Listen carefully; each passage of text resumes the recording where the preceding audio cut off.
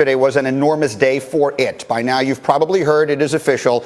The University of Michigan is hiring Juwan Howard, one of the great players from the Fab Five, to come back as its head basketball coach. And there is certainly a lot to be said about that, and we will, because there's a lot of different angles to take in.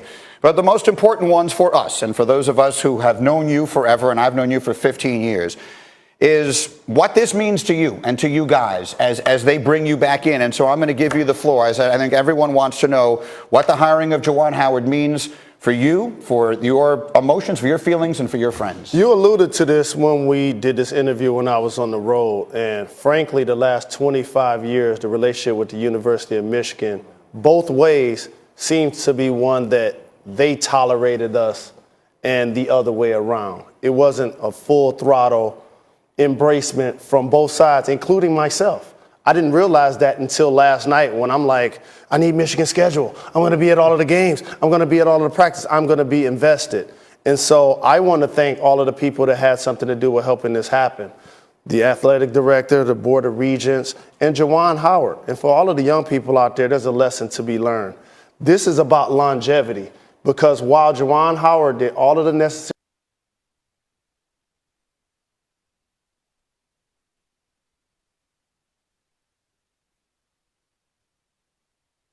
he's paid his dues. He's gotten NBA teams to interview him for jobs. So he's legitimate. They got the best candidate. But we move as one, like Voltron. And we all understand that one of us can say something and or do something to mess it up for all of us. We just saw that happen for 25 years. And so now for all of this to come full circle, I just got to make sure that people know him and about the players that he's going to influence.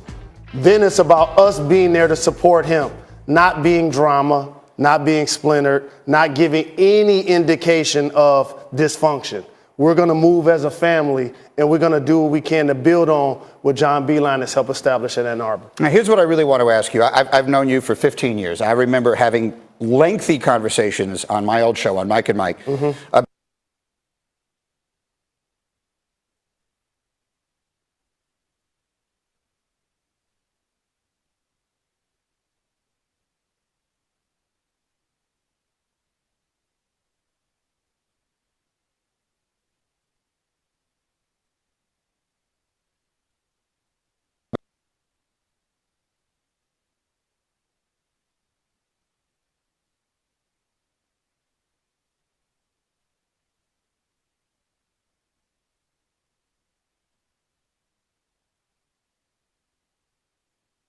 brought to the table at the University of Michigan, how heavily that weighed on all of us until it actually gets lifted. And there had been some thawing in the relationship. John Beilein did a terrific job bringing us back to campus. All of the fans and all the supporters have always been amazing. But when you go to Ann Arbor and you look up and so much blood, sweat, and tears that you put up, like the banners aren't up. I was a pretty good player. I was an All-American. It's like my number wasn't retired. You know, I'm not in the College Hall of Fame, and then those are the selfish parts of it. Then I'm like, wait a minute. Ray Jackson and Jimmy King, they deserve this more than anybody. See, Chris Webber and me, we get a chance to talk about sports on television. Juwan as well, making big-time money in the NBA. Those guys didn't have that opportunity. So all of the times that I was talking about the University of Michigan and fighting for our legacy was for those two guys who don't have that voice, who don't have that outlet. Now they do. They're back welcome in Ann Arbor. They're back welcome as a part of the University of Michigan family. And again, it wasn't that the previous regime didn't make sure we were welcome. The first time I went back in 20 years, Tommy Amaker was the coach. 20 years. I didn't go back. I did not go to a game at all. I was ride or die with my brother, Chris Webber, and I held a grudge to the fact that they didn't acknowledge us. One of his assistant coaches, Mike Jackson, is a friend of mine. He was on the staff. He encouraged me to come back. Same with John Beilein. One of my good friends, Bakari Alexander, who I went to high school with, was on his coaching staff. Encouraged me to come back. But to be honest, I only went to like 1 or 2 games. It was almost like I'm here, but I'm just being tolerated.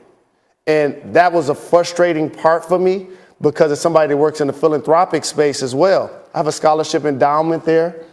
Not only am I an alum, a former player, I'm from Detroit. I bleed amazing blue. I grew up idolizing Glenn Rice, Terry Mills, Lloyd Vaught, Sean Higgins, Ramil Robinson. Like, that was my squad.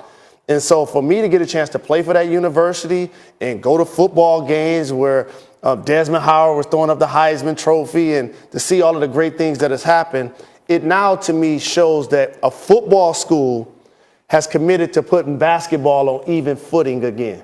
Because University of Michigan is the only program right now that has a former football player running its football team and a former basketball player running this basketball program. And so to sort of wrap up this part of the conversation, and there's so much more we can do, how do you put into words the way this makes you feel? You said it was like the first day getting out of prison, but what words would you use to describe your emotions when I know how badly you wanted this to happen, and it's been sort of percolating over the last week?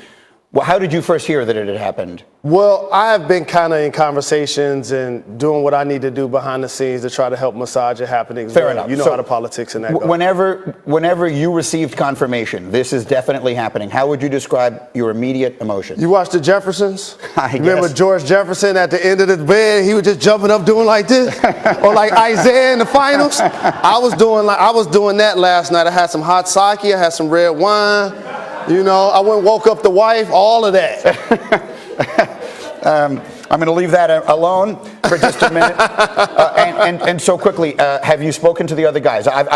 We did an event, you and I, with Ray. And how about that? And I know how important that is to Jimmy and all that. Have you guys all spoken? Have the Fab Five all sort of communicated about this? So what the world doesn't know, we kind of have like this group text that's been going back and forth maybe like 6 months.